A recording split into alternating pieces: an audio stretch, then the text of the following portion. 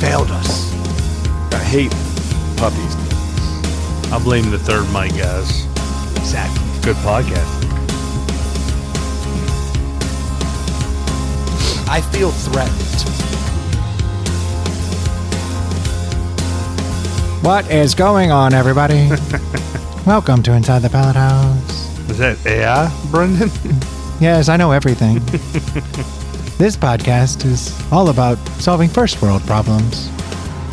And hopefully helping you figure out what beer you should be drinking this weekend. Or is this like NPR Brendan? What's going on here? No, NPR Brendan is very calm. Very calm. He's actually a really intelligent guy, or at least he thinks so. Yeah.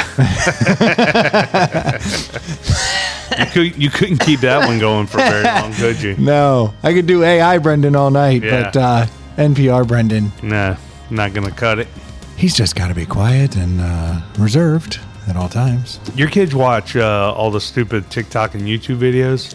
Yeah. So my kids do too, and it's fucking starting to piss me off. But this wasn't on our list. See, this is how shit starts. That's good. I'm glad. But I was listening to a podcast the other day, and there was a comedian. I can't remember who it was, but he did like a spot on. Never thought about it. He's like, all those assholes talk in the same voice, and it's like this real, like upbeat, like nowadays it's exclamation point upbeat. between like everything, and they all act like it's like insane that what they're saying is like ludicrous, and It's brilliant. it really works. Like it's crazy. Yeah.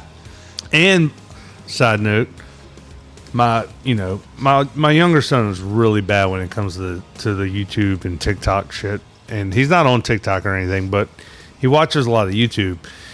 And he's been into like baking and cooking and stuff. So we're like, cool. Well, he's been Feed that. Yeah, so he's been watching some of these like cooking guys and girls, and we were watching these two dudes the other day on the TV, like on the main TV, and like they're not being they do cuss occasionally, but it's not like it's R-rated. It's kind of for everyone, right? But Okay. like there's a lot of innuendos going on. PG-13. I mean, I don't know. So what we were seeing was like these two guys. So like there's stuff the chicken. Oh, you got to do that faster. Yeah. Harder.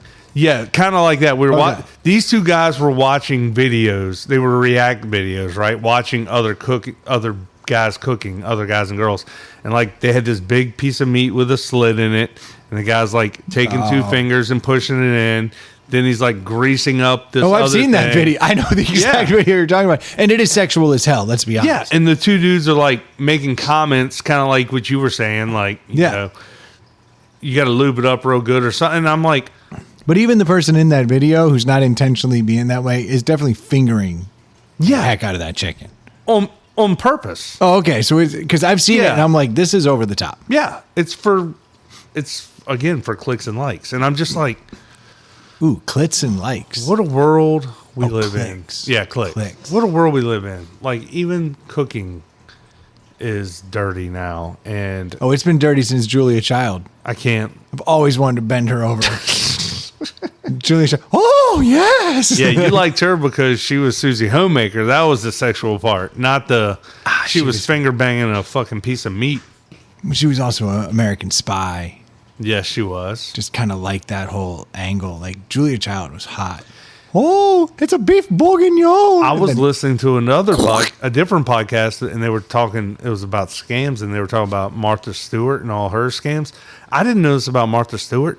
She was a model coming up, and in her early days, she was smoking. smoking hot. Yeah. Which I mean, when we were first, when I say we, when our age group was introduced to her, she was in her 40s, and you're like, okay, she's a good looking lady, or 50s. I don't know how old Hold she on, was. was she ever a model to the point that like people our parents' age would have been like, She oh, was in. man. She was in. But she wasn't like an Elle McPherson. No, or she like wasn't a supermodel. Giselle. No, but like, I mean, she was a model, and she was hot. oh no, I've seen the pictures of her when she was young, Yeah. like her modeling stuff, and I'm like, damn, Martha. Okay. Yeah. So for those that don't know, stop what you're doing and Google that shit because it's pretty impressive. It's worth the time. Yeah. Unfortunately, she succeeded and she never got into any of the The real smutty stuff. The good modeling. I mean, that's the modeling I like, you know? Like, Well, there was no Victoria's Secret. I was Yeah, I know. I was I thinking know, like I know. club, Yeah. like the good stuff, you know, international. Stuff that comes with the packaging around it that's mostly blacked out. You know the stuff. Mm-hmm. Yeah, you know, club. I've walked by it before. Sometimes I don't have to say. I don't have to say anything. Just The silence says a lot. yeah. We did not walk by. There was a store. You remember that there was a store when I was young. There was one place. It was called Magazines and Cards. And we would drive out to it. It'd be a pilgrimage. Yeah. Because that place had it all. And the front of the place was funny because it was like Hallmark cards. So it was like the perfect place to get like an I'm sorry gift or card. Mother's or Day. Mother's Day card. But then you go in the back and get like the real mothers. Did it have a saloon door that you walk through or some beads you walk through? It wasn't even that undercover. It was like It was just its back own here. little section. Yeah. It was just smut. Around here, it was all the like foreign owned gas stations that weren't like affiliated, you know, that weren't like a 7-Eleven or, you know, like a national brand. It was just like some weird mart. And But you had to ask behind, right? No, they were like out. They were out like it would literally be like car and driver in the bottom, and then like the smut up top with the cellophane, with the mostly blacked out cellophane around it. See, I could deal with that. I never liked the places where I had to Well, now it's weird. ask the person. Yeah, now it's weird. Be like, can I get fat chicks? You know, like, Volume 47. yeah, that's actually the best. The best issue. Well, that's why I threw it out ever there. of Fat chicks. I mean, that was the gravy issue. Yeah. And you think it's hot when a woman pours milk or oil on herself? You don't know shit That's right. till you see a fat Yeah, girl yep. covered in gravy. Yeah.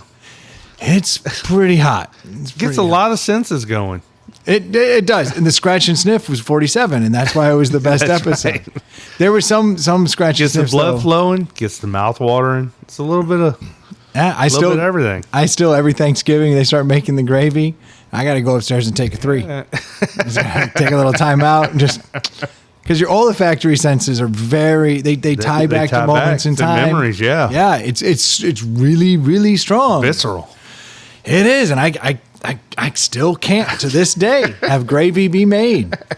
You know, it's tough. You're like, I'm gonna take a break just for a minute, take a 3 and Reset. back. Hit the I'll be reset back. button. I'm gonna go wash my hands, get back in here and finish this gravy. Because I need to make my gravy during the refractory period. You might catch me out back with a smoke afterwards. Well, clearly I'm gonna have a smoke, and then I'm gonna wash my hands. Yeah.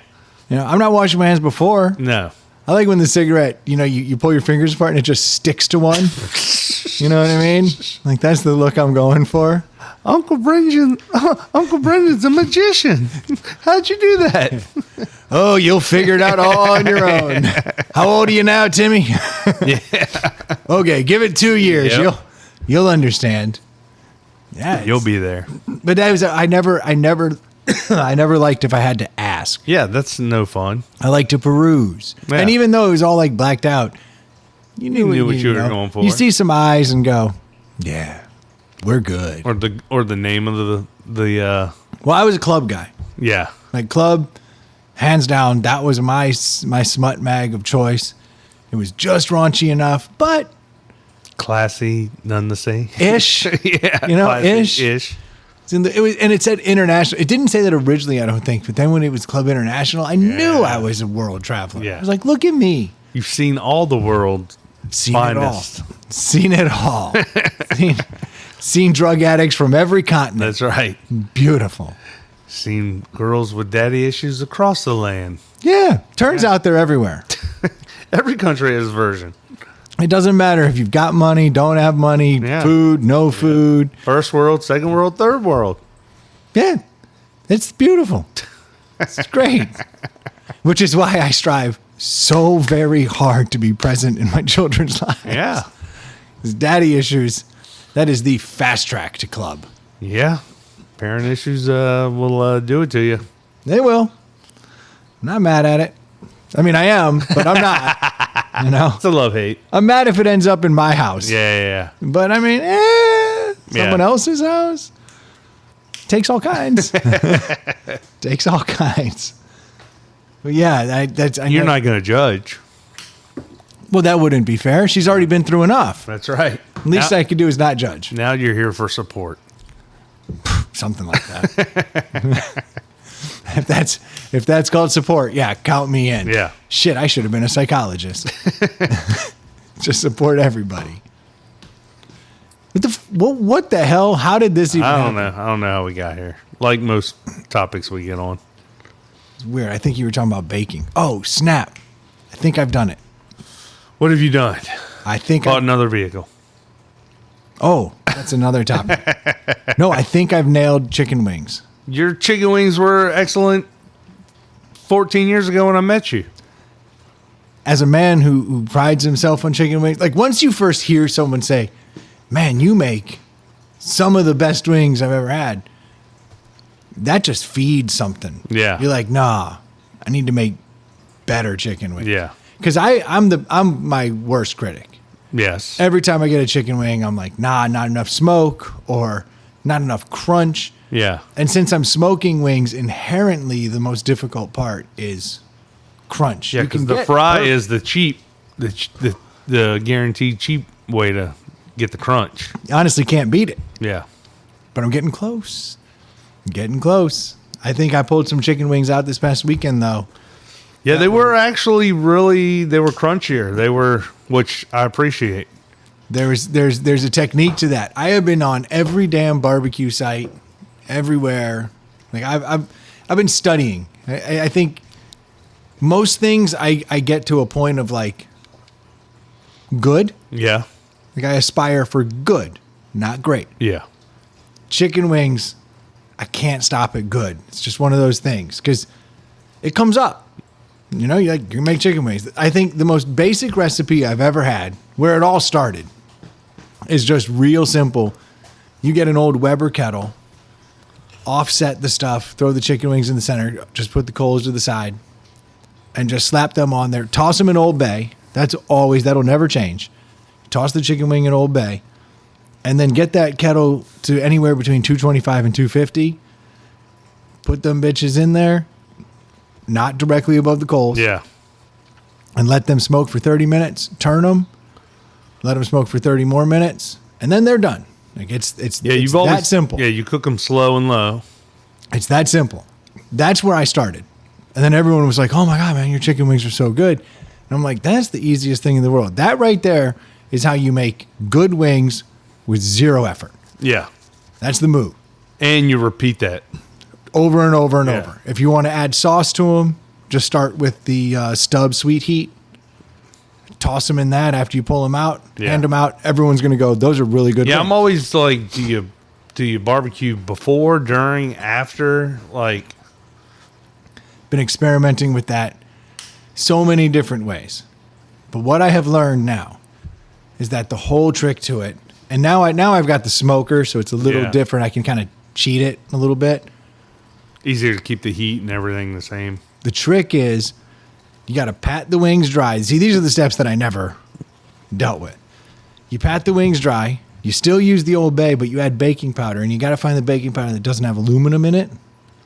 Aluminium, if you will. That's right. Fancy aluminum. As a Club International guy, that's right. I've got to pronounce the extra I. Yeah. It's aluminium. Yeah. Don't get it twisted. Aluminum is just our bastardization. That's right. Of a perfectly good alloy. So you put a little, without the aluminium, a little baking powder in there too. That baking powder, what it does is it sucks out all the extra moisture that's sitting in that wing. So you want to dry the wing out? It allows it to dry out, which allows the skin to start to crisp up because it's drying out, so it doesn't have to work off all that water. Doesn't have to cook off all the water, yeah. And it kind of like creates a coating that still traps all the good stuff in, but it allows the skin to get crispy. Gotcha. So that was the first thing that I had to master to figure out how to get it to start being crispy. I don't know how to tell you how much baking powder to put in because it's just done by eyeball, but it's certainly more Old Bay than baking powder. Don't lead with baking powder. Yeah. It's going to fuck it up. But now I toss them with the Old Bay, the baking powder. Still smoke them. I do 230 now that I can dial it in. Yeah. Kind of split the difference. Same difference, 1 hour, turn them, 30 minutes. But now I take them off the grill altogether. Crank that bitch to 500. Ooh. Wait till it gets to 500 and then throw them back in. And this 5 to 10 minutes is Toss them first or no? Tried last week both ways because that part I haven't quite gotten dialed in. Because I kind of like the bark that gets on them when you hit them with the heat when they're tossed. I agree, but more often than not at 500 it caramelizes to a burn. Yeah. It doesn't really bark how you want, and you want it to bark. You want the actual, because what's going to happen at 500 when you throw them back in?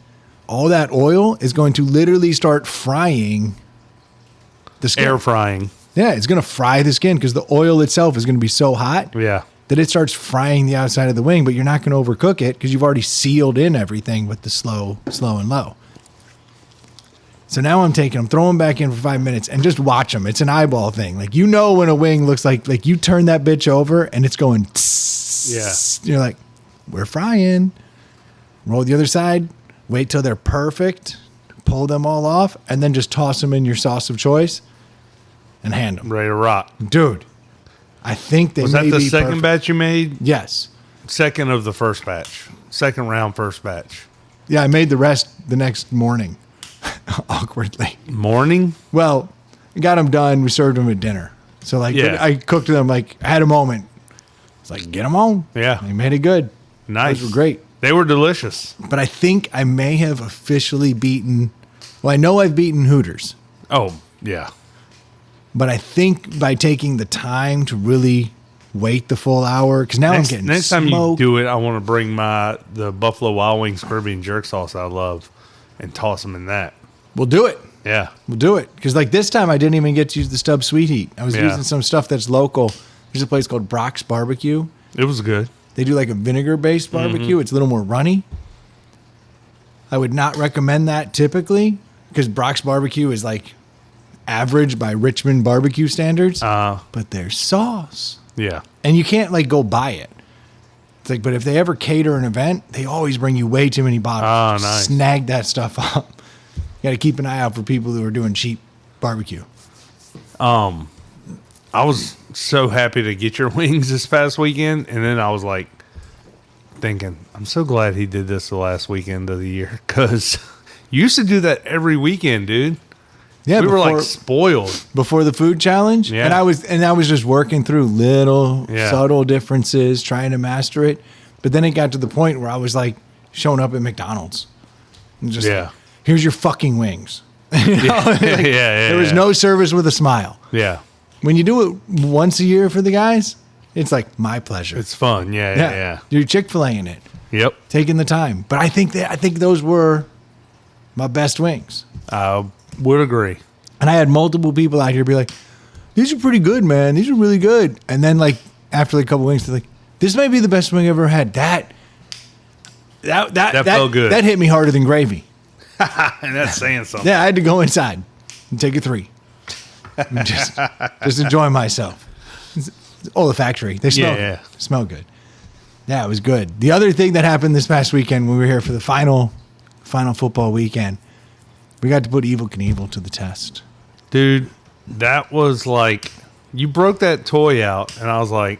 Now, I don't know if people are familiar.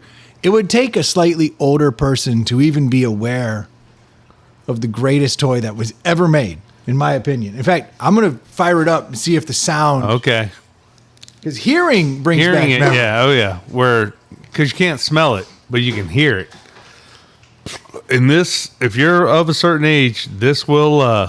This is an audio format. This will... I'm going to give it to him. Tilt your... Here we go.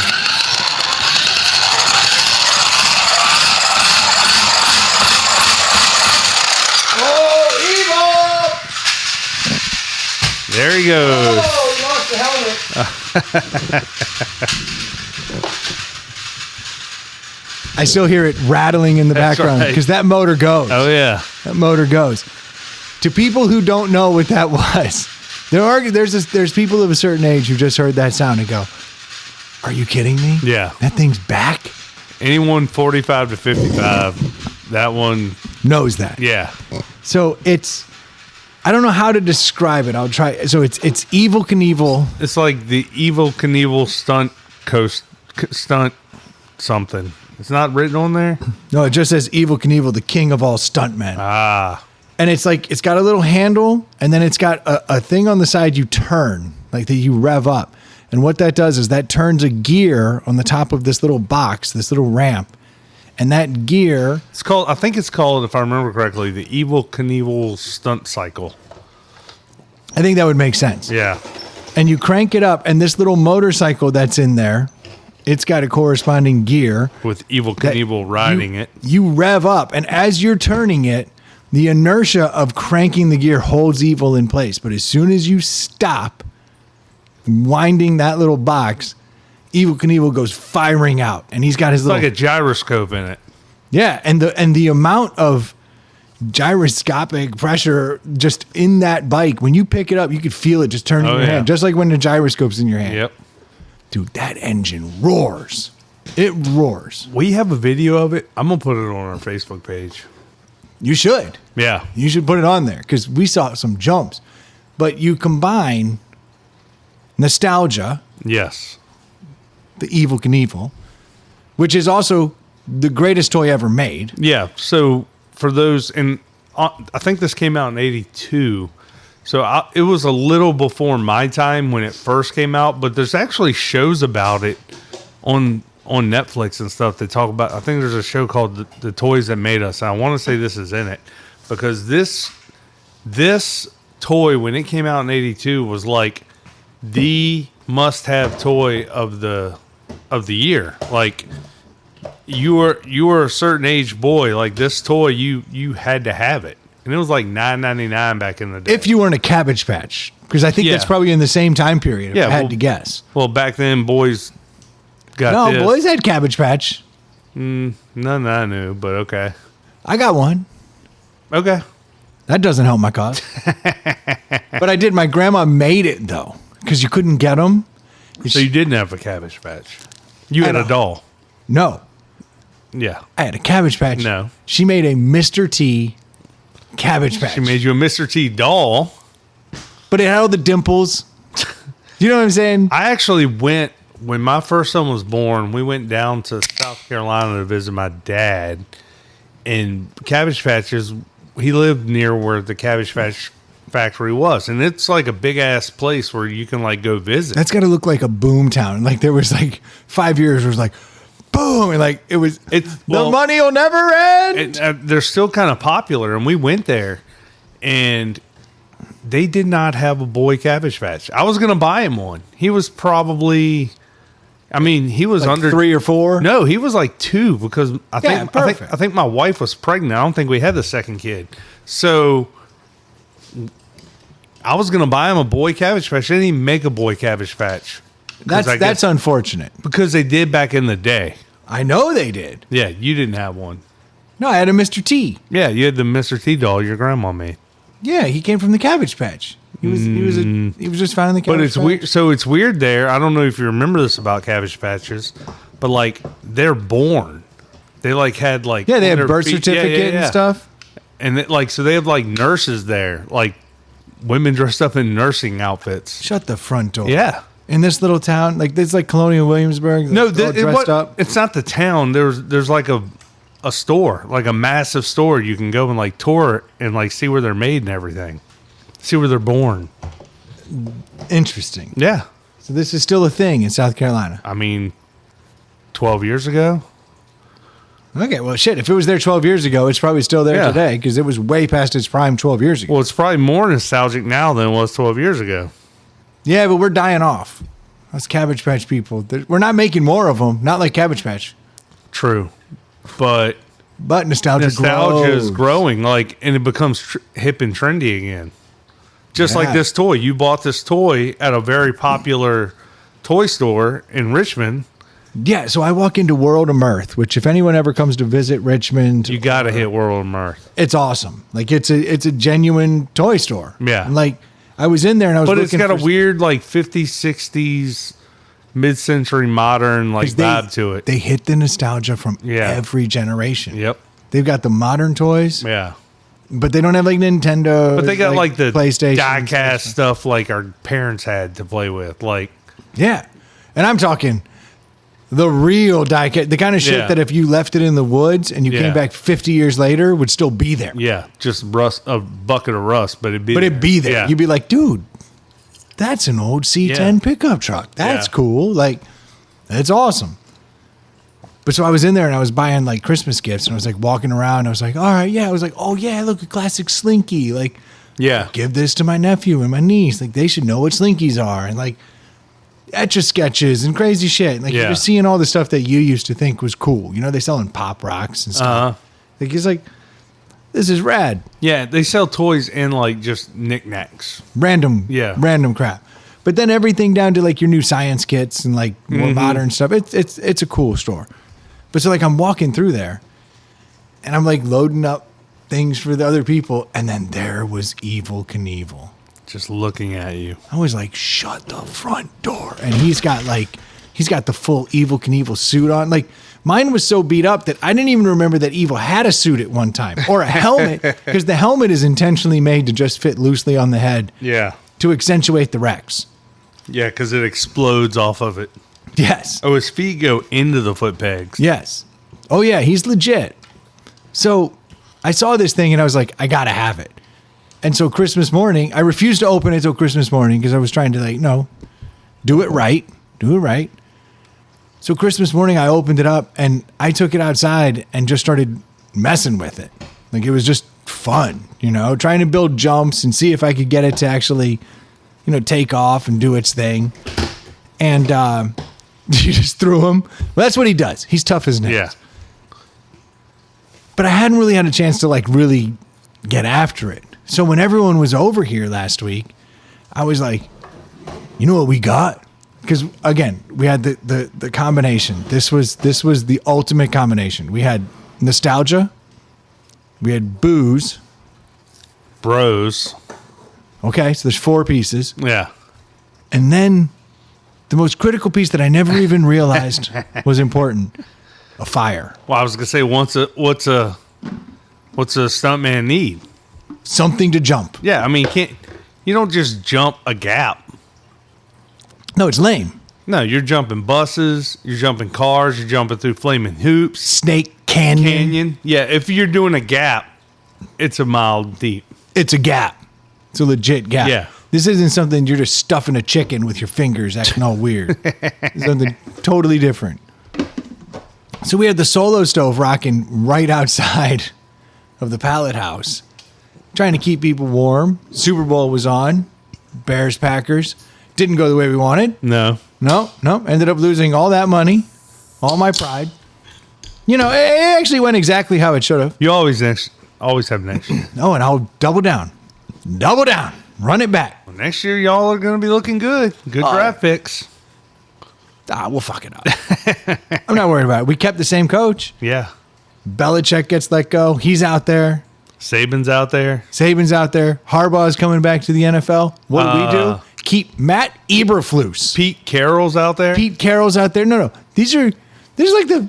In fact, but you basically just made Mount Rushmore Look, but you have... of modern coaches. Look, but you have Eberflus. Who are these other guys? What have they done lately? I mean, what name do you hear in your head every time you think coach? Eberflus. Clearly. Yes. We got him. That's why in a few years at the end of the Super Bowl, they'll be raising the Eberflus Trophy. Yeah. Yes, they will. But we had nostalgia, we had booze, we had fire and bros. Yeah. It's a winning combination. So what do? I come out here and I'm showing off the Evel Knievel. I'm like, look what I got. And I'm like, rev it up, and I just make it go. It took what? A minute? Less than a minute. Before somebody goes, do you think you could have him run across the pallet house and hit a ramp, clear the fire? And I'm like, no, I don't think we should actually do that, because That's how you kill an Evel Knievel doll. And then, I mean, that was, the fire was 6 feet out to the center of it. Yeah. Like, And I was thinking at best we'd hit the side. yeah. So the first trial run we did, what'd it do? It No. launched and it fell a foot short of the pit. And I was Yeah. like, okay, we're fine here. Yeah. Like, you rev it up, you let it go. It's never going to clear it. But men, booze, Yeah. you go, well, clearly the ramp's not high enough. Yeah. So all of a sudden a 6-pack gets jammed under the ramp. Engineering. That's how it works. Technically a 4-pack of Belgian 4-pack. beer. Ripped off a piece of cardboard. Ripped off a piece of cardboard, lined it up. Like, okay, ran it. Jump was wobbly. Someone took a sticker off of something. Yeah. Jammed it on the floor. It's like, okay, now the ramp's more. You can see that it's Engineering at its finest. It's growing. Yeah. Run it again. Shoot it. Slams into the side of the solo stove, and I'm thinking, We're getting somewhere. okay, hold on. Yeah. Like, we've launched and we've hit the side of the solo stove. Yep. What would Evel do? He'd pack it up and go home and say, thank you, sir. No. You goddamn right, no. That's So then, Stu, actually the smartest idea I've ever seen him have, Yeah. he goes, why don't you just rev it up to full speed? And then instead of just having it come out, I'll pick it up and put it on the ground so it's already at full speed way back here so it can get Yeah, some because inertia. you were backed up against the bar. You couldn't get good leverage. We had a short takeoff, by the way, guys. We were going the short side of the pallet house, not the long way. Yeah. And with the tile floor, another engineering obstacle we had to overcome. Little He's got slicks on. This is slick. This is slick. Couldn't get the tires heated up properly. He's going through beer slop. Yeah, and people walking. It's Muddy out here. Yeah, It's tough. But our engineering squad, we put our heads together, we pieced it out, we troubleshot. We talked it over, had a meeting or two. Yeah. Next Gave it shot. another go. Next shot. Now that Stu's come up with the idea of rev it up and let me put it down and go. Yeah. I'll be damned if that thing didn't clip the very top. Mm-hmm. And I was like, okay. All right, let's run this back one more time. Yeah. Next shot, Stu started adding just a little push. A little push. A little push. To Just help him get up to speed. help him lock the tires up to the ground. 'Cause Exactly. It wasn't getting Get him up to speed, just Yeah. right there at the initial, and then let him go. like a catapult on a aircraft carrier. Like the plane doesn't just take off under its own power. It gets a little help to get going.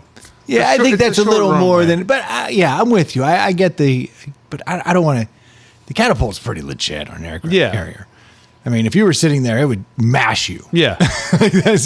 But we launched it, and I'll be damned if it didn't hit the lip and then topple over to the side. So I was like, okay, now we're right up top. Yeah. This is getting good. Couple more runs. He clipped one. He flipped over it and wrecked. One time he went a little left or right. It's hard to get it dialed in. There's Yeah. there's a lot of moving parts there. Yeah. But I'll be damned if Evel Knievel did not complete a jump from inside the pallet house out up a Over. ramp, over a 6-pack, 6-foot gap, clears Over a the raging solo fire, land it, and ride out to the other end of the That's yard. right. Right off into the sunset. Nasty. It was awesome. Nasty. And I'm telling you, I had sat down. I was sitting by the door on one of the couches, and I just was like stopping and looking. I was getting amped up as everyone else was, and I just kind of stopped and I looked around, and I was like, holy shit, we're all 12 again. Like, Yeah. it's like 30, 40 years later, we're all the same guys we were, Yeah, we were 12. Yeah. There's Like, no difference. yeah.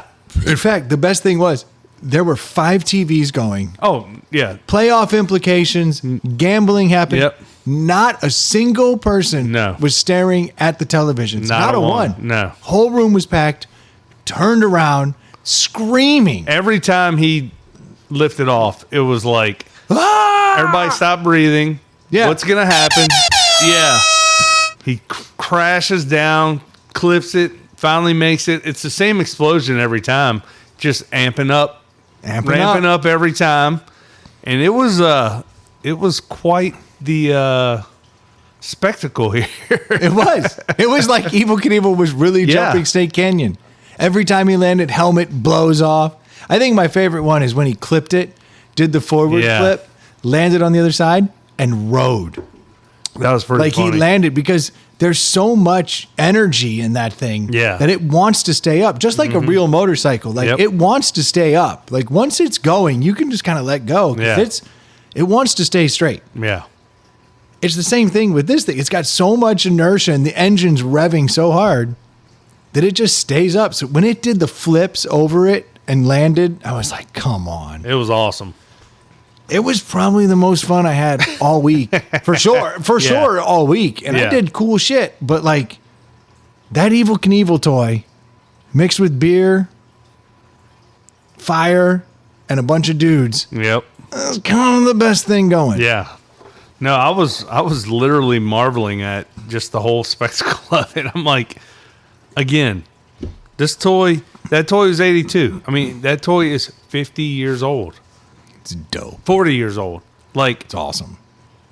that toy just in a snap took us all back to childhood. It was pretty sweet. Yeah. It's pretty sweet. There's not a battery in it. Nope. If you either can crank that crank Yep. or you can't. Yeah. It's either going to make the jump or not, and it's mostly on you because you didn't crank it hard enough. And unlike battery powered shit, like obviously it doesn't die, but like it's tough as nails. Like you jump in an RC car, it eats shit like he did. You're done. Pack it in. You're going home. No, I'm slamming into 304 stainless God, steel yeah. that's on fire, Yeah.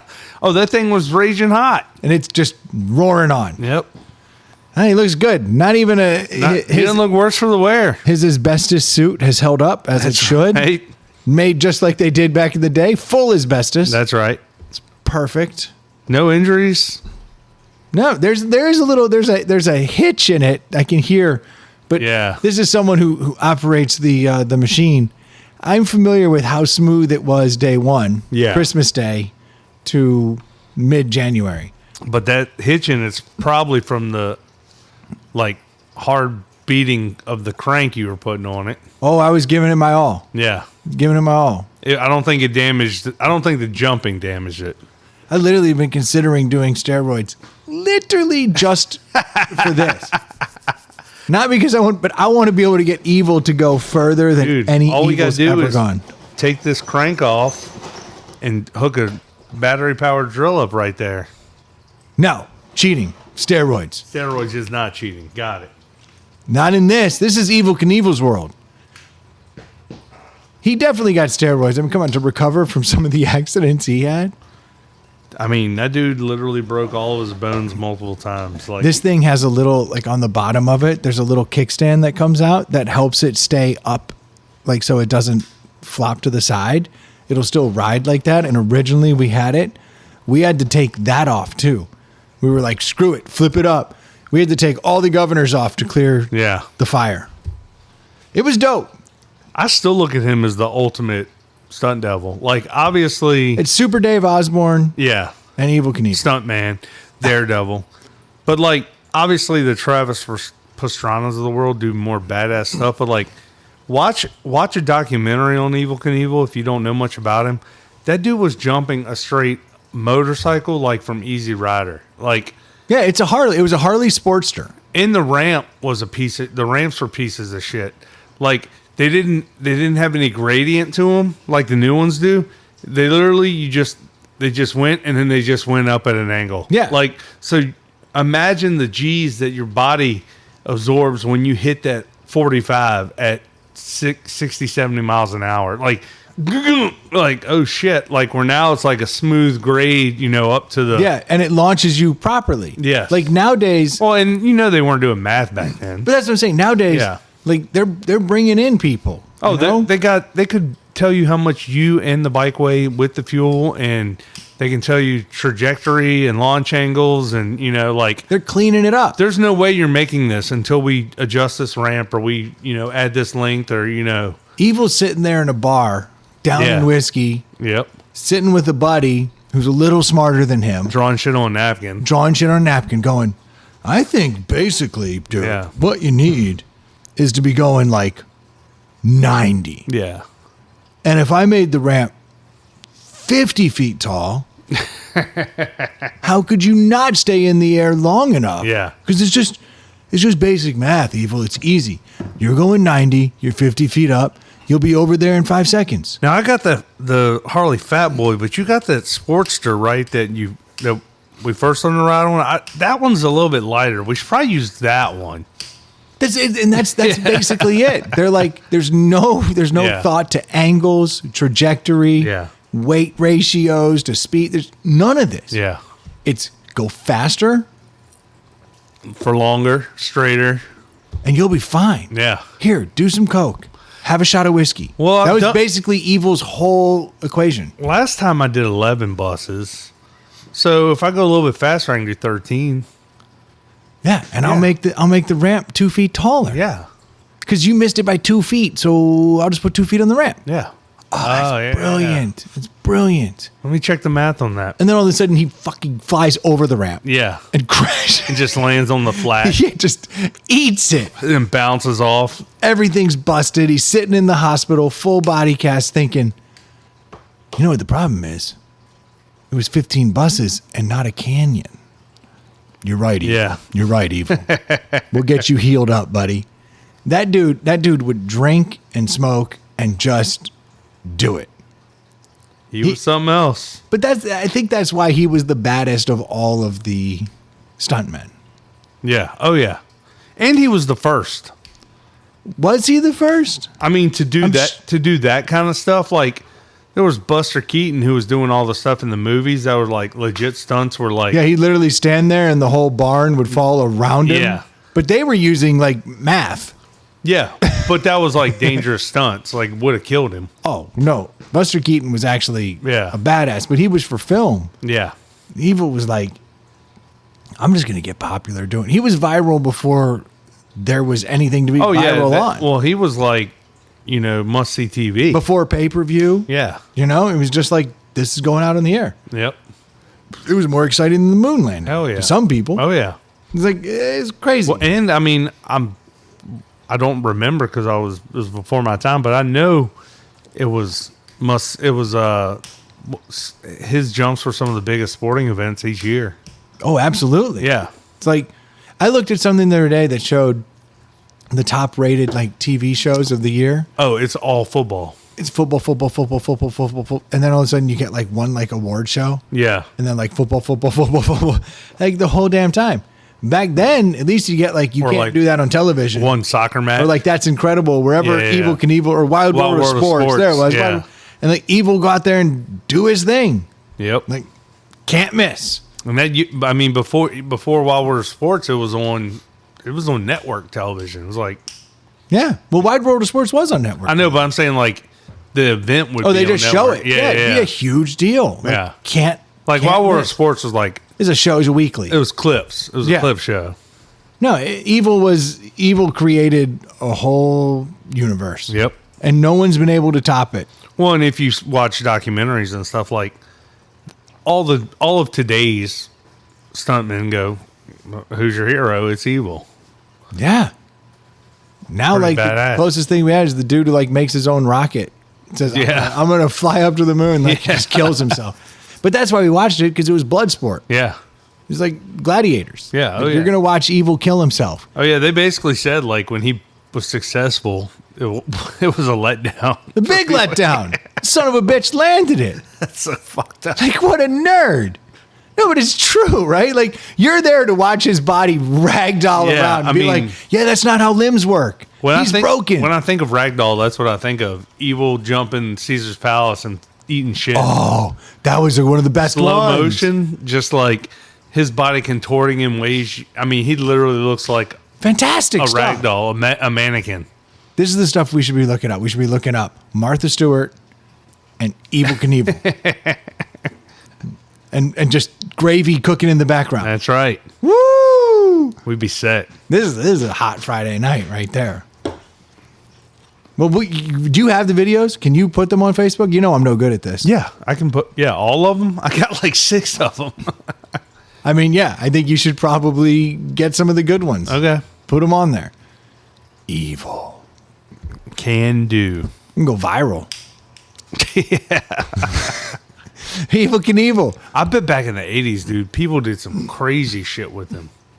Oh, yeah, he's Like, rad. he's seen, like, that jump was cool. That wasn't the coolest jump he's ever done.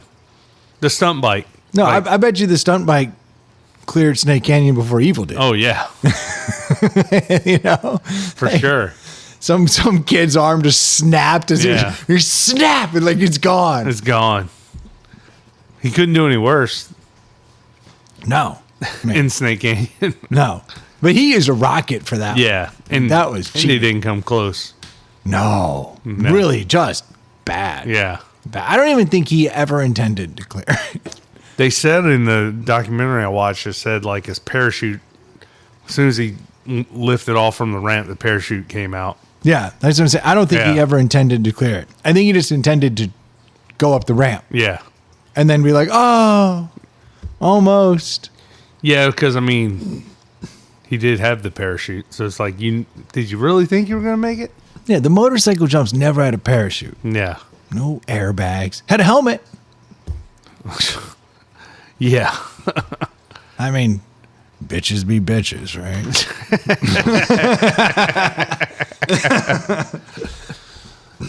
Damn, you got a deli, man. I'm all Is it hyped deli up. time? Do I'm you want to do deli? Well, no, I'm excited about this more than anything. But it is deli time. No, Rock Dingo Woodcraft has officially brought us a treat, and we'll discuss post deli. We have tonight, the Lost Rhino Brewing Company Faceplant. Speaking of motorcycles and jumping, this is Apropos, mountain biking and the guy eating shit on it. 6.8 ABV. Lost Rhino Faceplant IPA India Pale Ale. Brewed with locally grown Virginia malt and hops, this American India Pale Ale is packaged with herbal hop flavor for the taste of Virginia in every drop. Lost Rhino Brewing Company in Ashburn, Virginia. Is that a Nova? Is that Nova beer? yeah. Again, 6.8 ABV. Let me get a cup so I can pour this sugar in. You know anything about this? I feel like I've had Lost Rhino before. So, I have had Lost Rhino in the past, but the Faceplant is definitely their flagship beer. And I haven't had it in many a year. And certainly never had it under the microscope that is the deli. This is the crucible right here. This is the tough stuff. They'll be lucky to get out of this alive. Because this is a IPA. Do we have any napkins around here? I'm sure we do. I'm sure stuff's been spilled here before. But I remember thinking this was a good beer, but like a super strong beer. Well, 6.8 is no joke. But as far as IPAs go, that's not I mean, it's in the ballpark. You know what I Yeah. mean? Let's see. hateful. I'm excited, though, because this is their flagship beer. And this is one of the It early, is hoppy. Ooh. this is one of the early, I know I've heard it, and I feel like I've had it at some point. But that might just be because that it's been around a long time. is hoppy. You weren't kidding. Yeah. On the nose, that is over the top. But it smells. What's it smell like? It reminds me of something. I don't know. I took a sip and everything in my mouth is completely twisted now. Ooh, that's got a very interesting fruitiness to it. That's actually pretty good. God, that dude is face planting hard off of He is scorpioned up, dude. His back, Yeah. his heels are back over his head. He's like not broken looking back. good. That is an Evel Knievel. This is very appropriate. Yes, that does check out. That is a.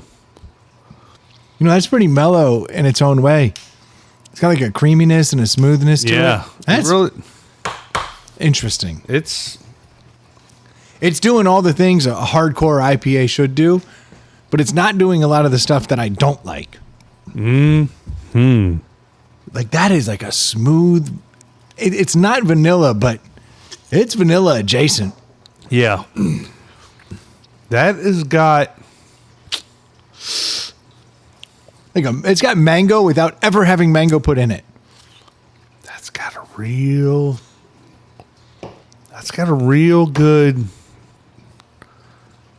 overall experience going on.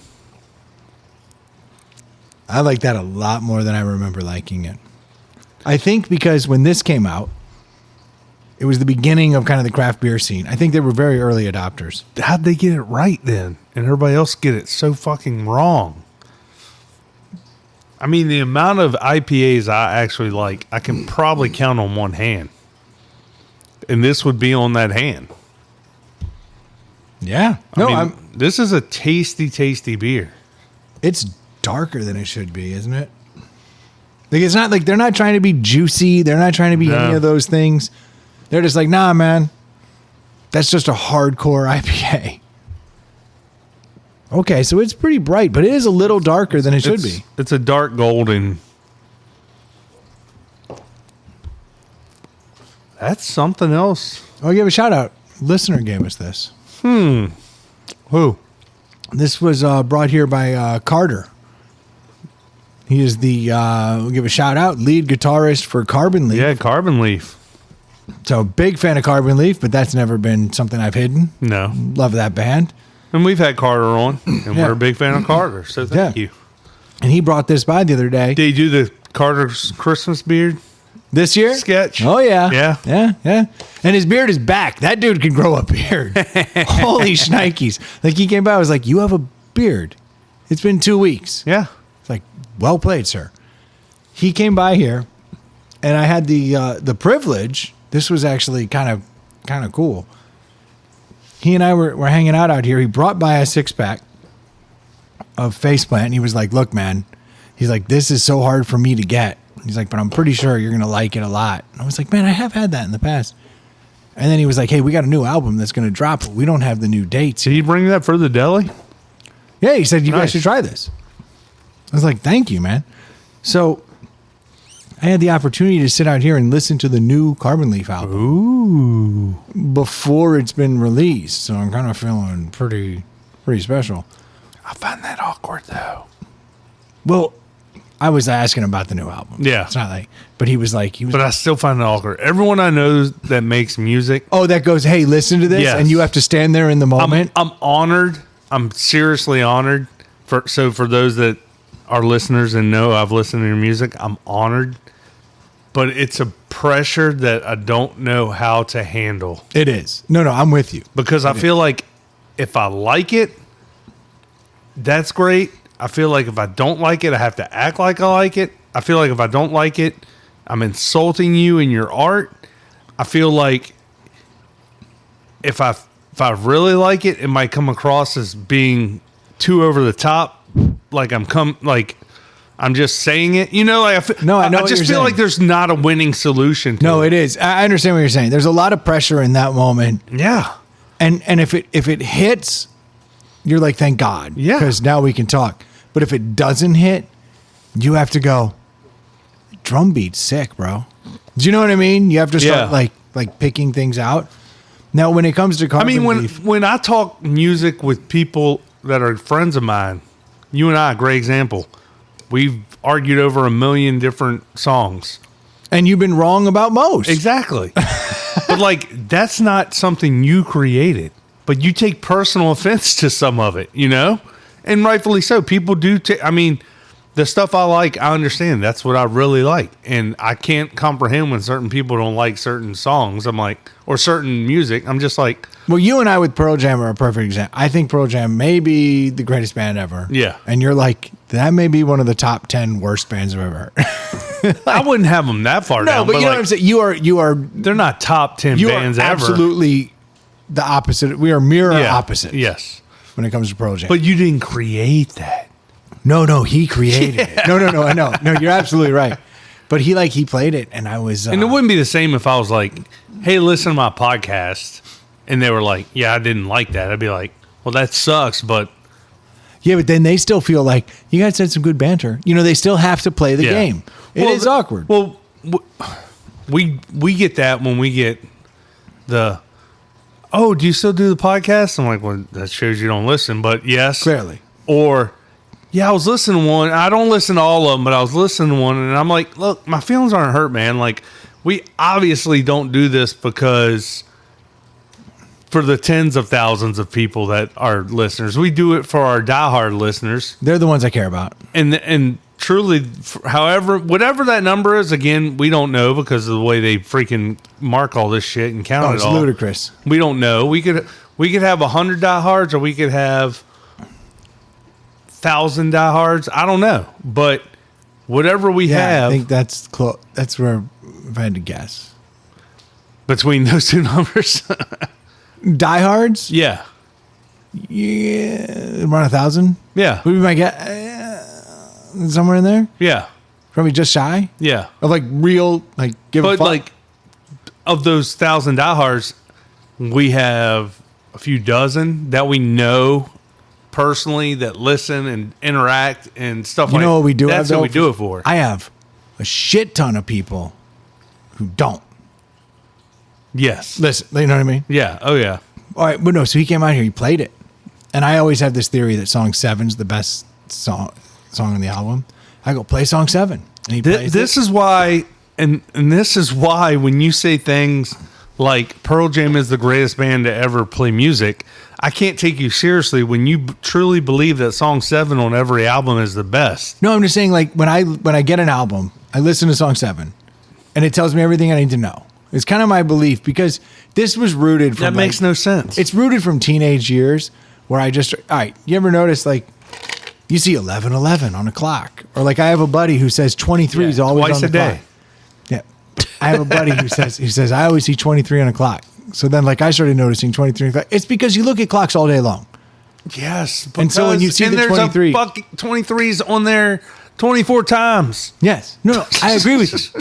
So Y'all sound like, you literally sound like the women that are like, oh, what's your sign? Oh, we can't date. Aquarius, Yeah. get the fuck out. That's what you sound like. Number 7's the greatest song. That's my thing. Because everyone it's- knows Number 7's the greatest song. When in today's world, people don't even give a flying fuck about an album and how it's ordered. They don't even release albums like that No. anymore. It used to be a thing. Yeah, but they never were like, well, we got to keep 7 for the fucking No, hit. of course not. But for some reason, when I was like between 16 and 18, I was like, you know, 7's my favorite song on this album. Hey, 7's my favorite song. And then all of a sudden I was like, that's a fact. I will carry that for the rest of my life. Yes. It is not accurate. Yeah, But just so he like goes- your fact that Pearl Jam's the greatest band ever. Two totally different arguments. Two totally different arguments. But I was like, he was like, well, what song do you want to hear? I was like, how could I possibly know? I said, song 7. So he played song 7. I was like, okay, I like the vibe. It's good. And then he goes, here's the ones that I'm noodling with. The ones he chose were much better. I don't even know why I asked you what song you wanted to hear when you don't know a song off a new album. So I said 7. You know what I mean? Like I had to have an opinion. I was asked a question, so I gave an opinion. 7. Oh, funny. Our 7th album song on this album is called 7.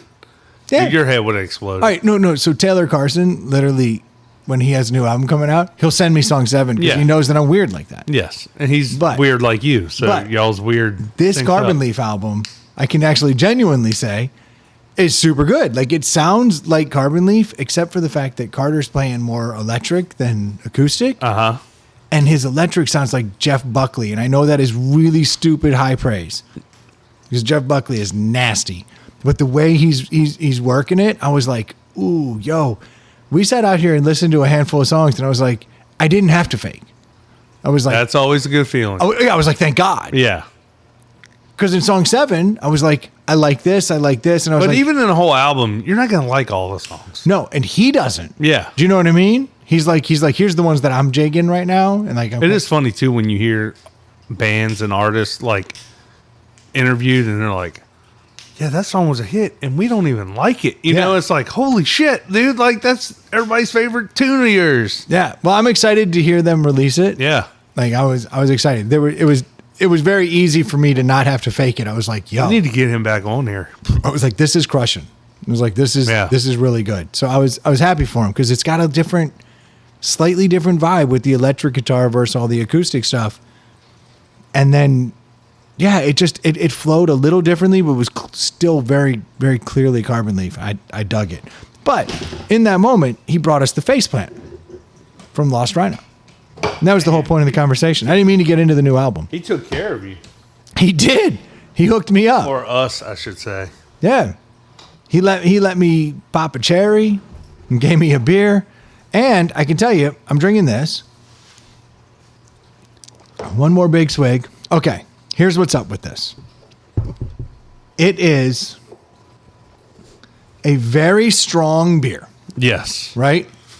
Very strong. But an IPA traditionally should be a very strong beer, right? Yes. You're going to have to pat if I'm taking a picture. Yeah. So I'll go first since you're taking a picture, since I set the whole thing up. I don't like IPAs, but I do love this beer. This beer is, when I say it's got a lot going on, to me, for me and my palate, it's got all the right things going on that I like in an IPA, and minus all the negatives. It's creamy. It's smooth. It's got great stink on the nose, and it's got great taste, but it also finishes clean. When you exhale after you're done drinking it, you can taste the hops, but it does not leave any of the gross, furry mouth funk that most IPAs leave in your mouth. So, again, this has got all the things I like, none of the bad stuff. It doesn't make me feel like I need to brush my teeth immediately afterwards. I might go 3.5 on this. I like this beer. I don't know if I can go 4. Four's high. I know. But it's 3.5. It's a delicious beer, and I can't rattle off another IPA I like this much off the top of my head. So, I kind of agree with everything you just said. Outside of the fact that I do think my breath on the exhale has a... Yeah. Oh, I said when you exhale, you can taste the hops. But okay. But the furriness is what you said you didn't But the coating of the inside of my mouth wasn't there. Okay. Not for me. I thought you were saying the exhale wasn't there. I was like, no. Very much. I smell like I just smoked a joint or something when I'm talking to you. But most IPAs give you that and the coating of the mouth, which I thought this finish is pretty clean as far as IPAs go. It's obviously not going to be as crisp and clean as a lager or something. There's an indistinguishable fruit in there. It's like a mango humped in orange. I kind of like the vanilla too. And vanilla is prominent without being vanilla added. Yeah. So a mango humped in orange, and that's the fruit. There's something about the viscosity of it I like. Good. Yeah. No. I actually really like this beer. Knowing that the deli originated to try to find specifically IPAs. Yes. That were good for Ely. Yes. Back in the day. Who? He's a dude I used to have on the podcast. Yeah, I remember that guy. You remember he was on here. That's right. I remember. I think you used to be friends with him. I thought he was the best addition we had on here. Well, facts. He's actually still in the intro. He hates puppies. Yes. Because he was that good. Yeah, he loves Disney. Now he's all moved Disney. on. Disney and puppies. Anti-puppy, pro-Disney. You get it. Man card revoked. This beer has all the things going on, but if I go back to the original version of a deli, if you go to the original deli, it's a 4.5. Yeah. Which I'm not going to do because that's clearly too high of a score. But there is zero chance I don't give that a 4. Yeah. Knowing the what a deli is. Yes. In its truest form. That beer is fantastic. I didn't expect it to be as good as that. I'm psyched. And the fact that it has a dude wrecking next to Evel Knievel, it just it all came together. That's a deli. I agree. And I could argue 4, but being that my memory sucked and we've done this 200 times, I really can't recall what I've given 4 or 4.5s to. I just feel like when you start with 4, that's high praise. And I don't know if I can put any IPA in a high praise, but it's a delicious beer. That, Can I get to the biggest surprise? dude, that thing's been sitting here next to us the whole show, and I couldn't stop looking at it because you have my interest. Adam has my interest. I am intrigued what's in here. Is that his name? Yeah. Okay. I think we should. Yeah, we can say it. Yeah, we can say his name. Rock Dingo Woodcraft dropped off a box. I appreciate that it actually says from Rock Dingo Yes. to ITPH. So Rock Dingo Woodcraft has dropped off a box. Remind the listeners who Rock Dingo is for those that jump around and might not hear all the episodes. So I found out about Rock Dingo when I was trying to do a live slab desk Yes. for my wife. And I had purchased a live slab from the guys out in Slabadabadoo, Yeah. which has got to be it's a great name for a place that just Yeah. does nothing but slabs. But I got this big piece of live edge wood, and I wanted to build this desk. But like sanding that down and getting it perfectly straight is something that I am not capable of. You don't have a planer. You don't have the Yeah. power tools needed to. Now, Rock Dingo has a machine Yeah. that will literally make this thing perfectly straight. Slabadabadoo sent you to Rock Dingo, right? I said, if I need to get this a little plain, like where would I go? They were like, I mean, we like Rock Dingo Woodcraft. I was like, all right, That's enough. check Enough them out. said. Yeah. So it was that easy of a progression. Like they didn't say, here's the top 3. Yeah. They said, here's the number 1 place you should go. So I reached out to him and like couldn't have been easier to work with. You know what I mean? He's like, yeah, bring it on by. I'll take care of you. He got it done not only in time, but before time. So that's the old under promise, over deliver, Yeah. right? Was able to help me out with a little bit of sanding and like came in under cost. Like I couldn't have had a better experience with him. Called me up. He's like, hey man, it's done. Come on out and get it. Like treated me right. It was awesome. But this guy's also like ludicrously good at like doing stuff in there beyond just planing wood and sanding it down. He had all kinds of crazy like cutting boards. He had a flag in there that he had done. And it was the undulation in the wood looked like the flag was waving. It's a solid piece of wood. Oh, that's awesome. I mean, it was some of those beautiful. This guy's extremely talented. I have no idea what's in the box. I'm holding a box. Yeah, it's the size of A priority mail size. No, box. you know a VHS tape. I was gonna say that is the VHS, not the tape itself.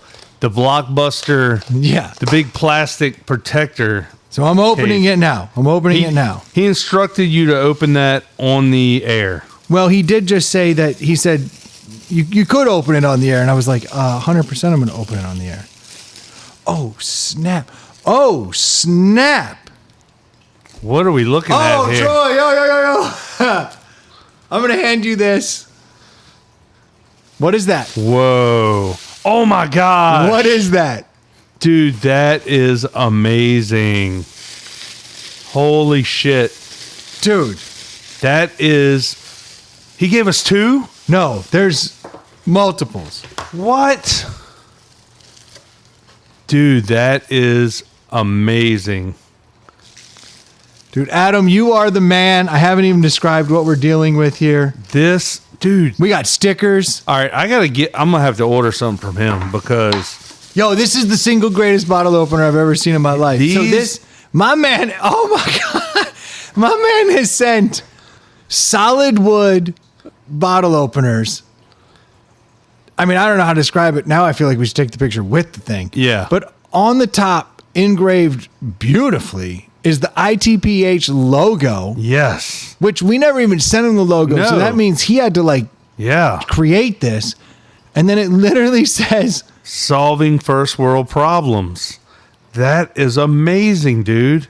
Dude, this is the baddest Smells bottle amazing. opener I've ever seen. Dude, that is glorious. I love the size of it. It fits perfectly in your hand. This is rad. Dude, I'm not even kidding. There's a handful of these. There's 5 of them. Holy in here. cow, dude. I'm not even kidding, Adam. I'm going to like start buying more bottles of stuff to open. Like, that is amazing. Yeah, And what more first world problem than having to open a bottle? That's right. No, like this is the greatest. We're definitely going to have to retake some pictures with those. That is amazing. I can't tell Dude, you you guys. made how many? 5? There are 5 of these. Solving first world problems, ITPH, That is freaking amazing. bottle openers. That is beautiful. It's etched in there. No, he nailed this. Oh, whoa, dude. shit. That How did he do that without, like, I guess he took that a is so fine. He must have a CNC machine or something. He does. He has a CNC machine, and this table's gorgeous. His workshop is dope. It is everything I wish I had, but instead I built a bar. Dude, that is the detail in that is crazy. You guys need to check him out, man. It's Rock Dingo Woodcraft on Facebook and Instagram, veteran owned. Adam takes care of us, man, and he's right here in town. He gave us some stickers. This is like the best Christmas gift ever. Yes. This is amazing. I'm genuinely flabbergasted right now. I don't even.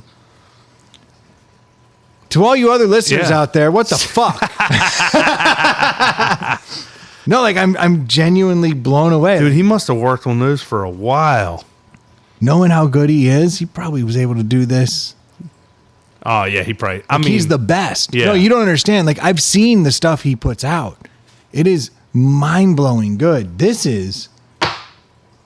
Dude, those are sick. You think he was able to, like, just take the photo, like, from the internet and then, like, put it into the machine and get that to him? I mean, it's perfect. I assume so. Those are literally perfect. These are... Adam, thank you so much, man. Rock Dingo Woodcraft has come through amazing. Yes. I mean, this is a big deal. This is right up here with the butthole spoon. You know, there's Yeah. people, you have to go way back Yeah. into the archives. I can still see it. Oh, yeah, there's an ITPH butthole spoon up there. That's right. Which probably sounds really weird out of context. No, sounds totally normal. Okay, perfect. Butthole spoon. Everybody doesn't have one? I know this, the stain that's on here. Trying to remember. That's exactly what I used on my wife's desk. Because this whole room smelled like that stain Yeah. when I did it. I can't remember what. Or it's not a stain, right? It's like a No, it's not. It's more like like it's an oil. Yeah, and it seeps in there. it's so much better than a stain. Yeah. That is beautiful. These are gorgeous. That is amazing. You know what he just did? He won't even realize this. But we talk about stopping doing this, and then something like this happens, and I get so overwhelmed that I'm like, we can't stop doing this because Yeah. there's good people out there who listen and care and do stuff like this that just changes the game.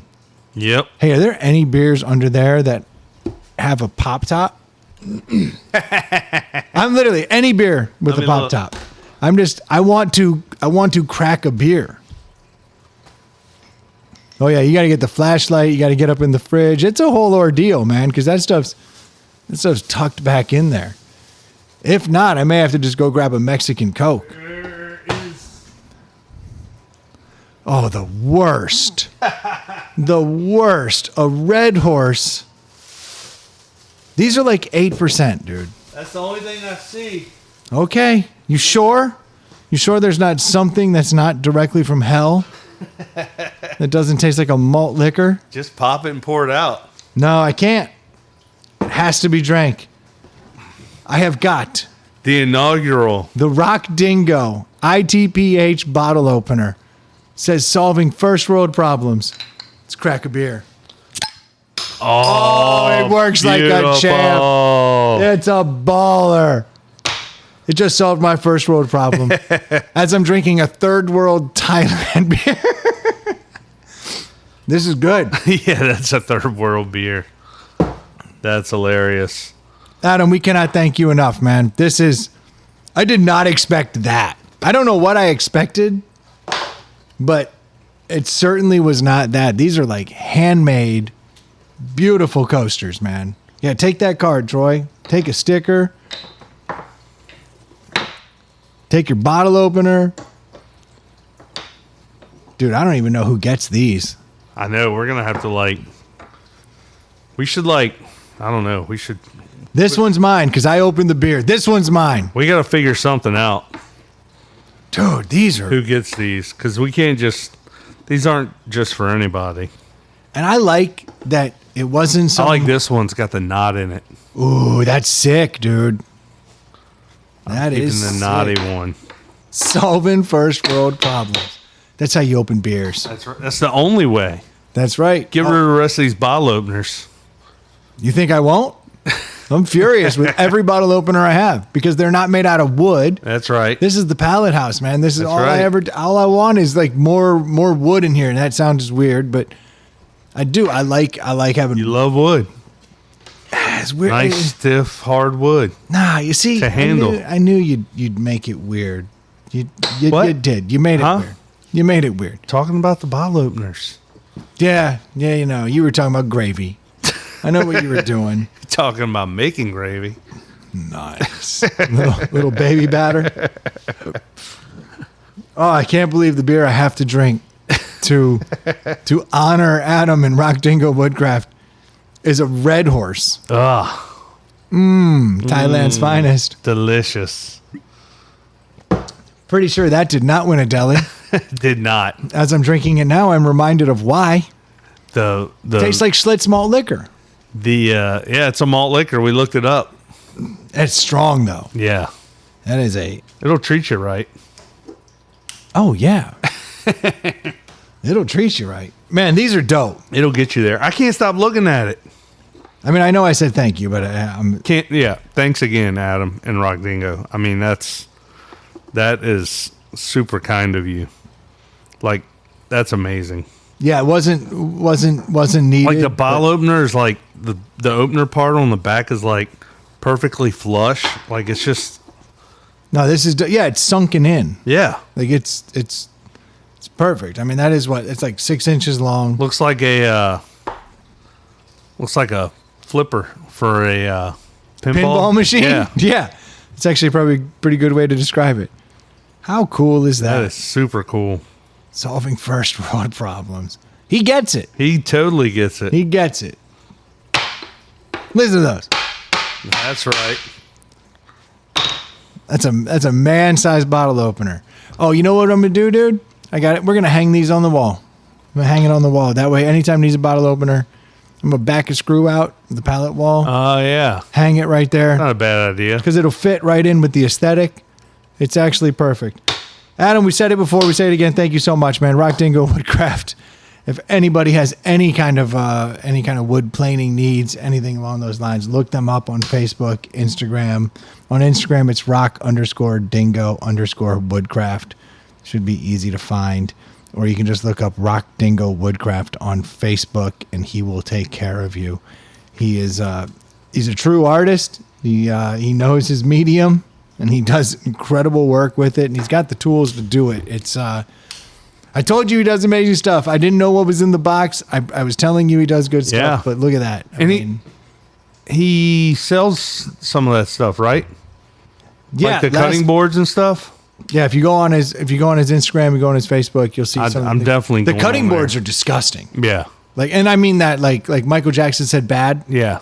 I knew where you were going with that. Yeah, no, they're like just gorgeous, just gorgeous. And I'd like to think that when the new bar, because it's about time. We keep talking about that. I know, but now that the football season's ended, it is go time. I said that last year, but I've got big ideas. I think clearly it cannot be done without Rock Dingo. Without Rock Dingo. I think I need to actually get his input. I mean, you could, but you'd be stupid and wasting your time. Well, I did this one by myself. Yeah, I can tell. Exactly. Yeah. There's not even like I didn't even use a miter saw for the pieces that come together at the What? edges. I didn't even notice. Oh, the right angles? Oh, yeah. Whole thing's built with right angles. I didn't have a miter saw. You didn't round the edges off. You didn't even build an overhang. That's the kicker for me. There's an overhang. There's no overhang. It's about the size of a fist.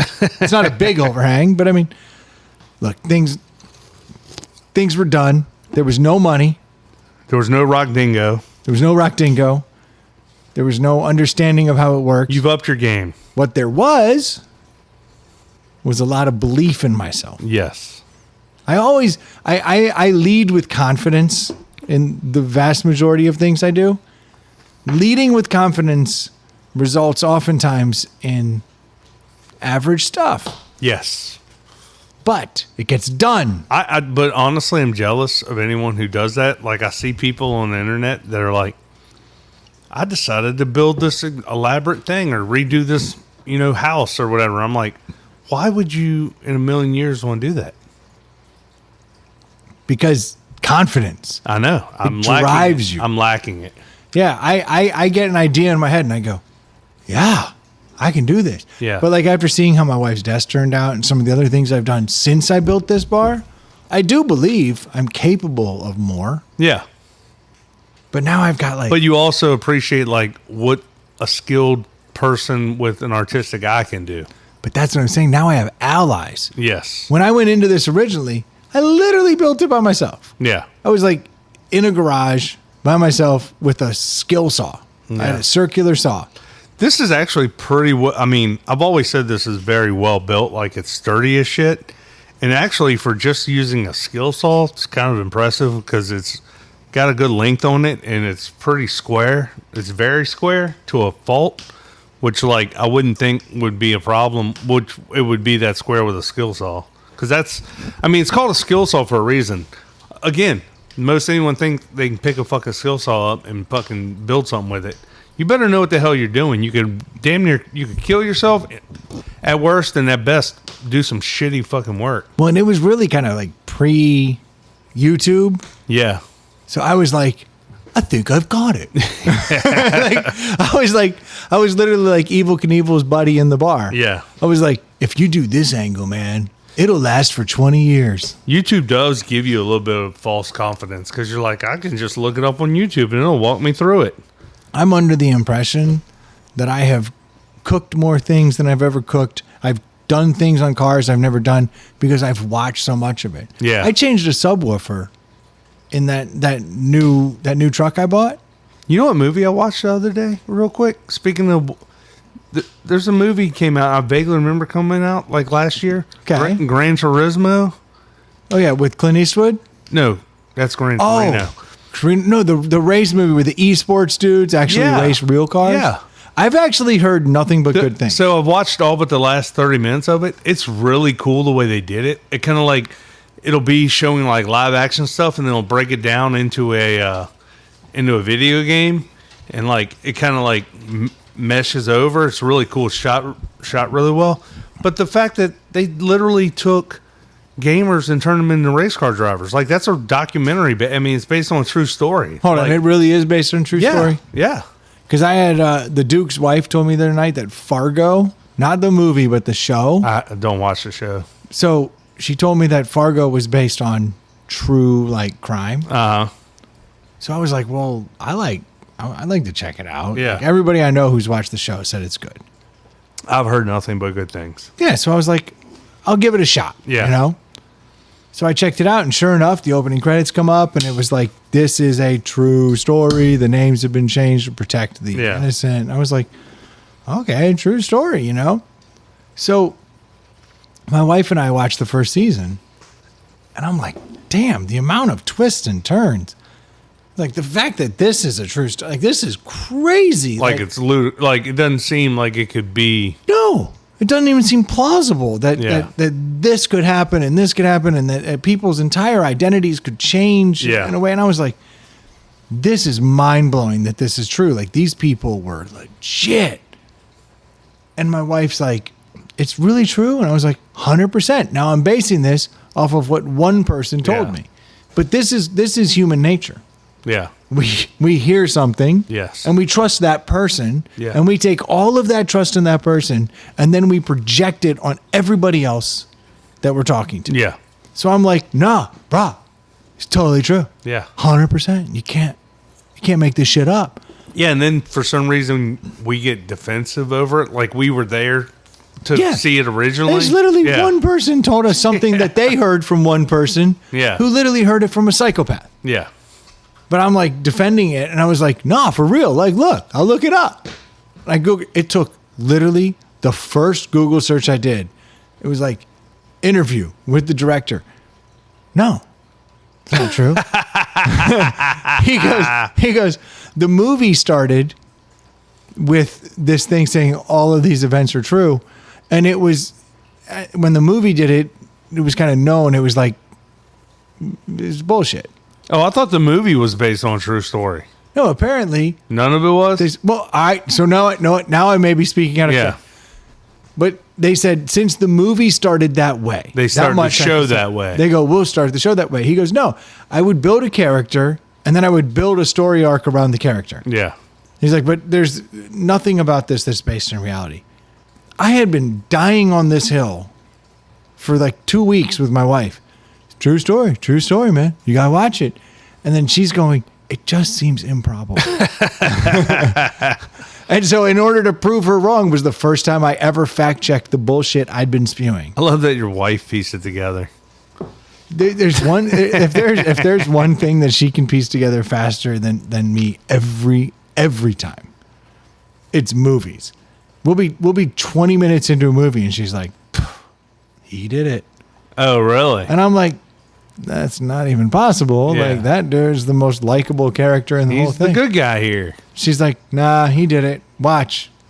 Give it time. He's going to say something to his brother. And his brother's going to go, what? And then it's going to blow up. I'm not bad at movies. Sitcoms I can crush. Like, I know every joke in a sitcom that's coming up. I'm like, here it comes. They're going to say this, and they say this. Like, because they're pretty cheesy. But they're 30 minutes. They're condensed. Yeah. She'll be 20 minutes into a movie and tell me exactly how it's going to end. And I go, that's not likely. I don't like knowing that. Every time she's right. And so when she started calling out, nah, it's not. And I'm like, you're wrong, bitch. Like, this is what's up. Like, I started getting all defensive. I was like, she told me and I know. Yeah. I was like, I'll prove it to you. Like, literally the first result. Of course not. Yeah. Crazy talk. Sure enough. Crazy talk. Not true. I can't stop looking at this. I know, me either, man. I can't put it down. I can't stop looking at it. It's freaking amazing. Solving first world problems. Yep. Well, I'd love to give a sponsor to anybody else, but I'm not. No. I'm not. Nope. It's just not the sponsor's week. It's Rock Dingo's week. It's Rock Dingo's week. That's right. I don't think there's any two ways about it. Thank you guys so much for tuning in and week out. We certainly do appreciate the support. If you've got any woodcraft needs, if you're looking for some woodcraft, head over to Rock Or gift Dingo. ideas. Gift ideas. Do yourself a favor. Go on Instagram and go to rock_dingo_woodcraft and check out what Adam's doing over there. It is fantastic. If you're on Facebook, just look up Rock Dingo Woodcraft. You can find him pretty easily. It is officially now my absolute favorite. Yes. Place to get any kind of woodcraft. But if you have any kind of planing needs or anything along those lines, my man can take care of you. He's got the equipment. He will make it right for sure. And Adam, one more time, a heartfelt thank you so much for bringing it by. And thank you for labeling the box so it's not weird. We get in a whole Boo Boo Mysterio situation. I like that so much more. Even though Boo Boo, hey, no, we're not throwing shade at you, Boo Boo. You're cool. Thank you guys so much for tuning in. If you do want to find us on Instagram or Facebook, you can always do so. Just look up Inside the Pallet House Podcast. I'm on the Facebook page. I'm a little distracted now. You're on there right now? Yeah. Oh, you're on Rock Dingo's? Yes. Yeah, you're going to be distracted. Yeah. Dude, look at that Vermilion flag that's sold. That thing is disgusting. Dude, this shit's amazing, dude. Oh, dude, he's an artist. The level that I can't. Now you got to follow. You got to find him and follow because after this episode comes out, he'll probably post pictures of this. He may. Yeah. He may. Well, he's going to have Evel Knievel. I'm talking about like he probably took professional pictures of his work. Oh, you he think? hadn't posted it yet. Well, I mean, he posts all his other work that he does. I don't think he would post this. Why wouldn't he? I don't know. It's pretty sick. Yeah. He should sell these. He should be like Inside the Pallet House official bottle openers. That's right. Be pretty sick. Thank you guys so much for tuning in. We'll be talking to you next week. Cheers. Cheers. That was a pretty good podcast, don't you think?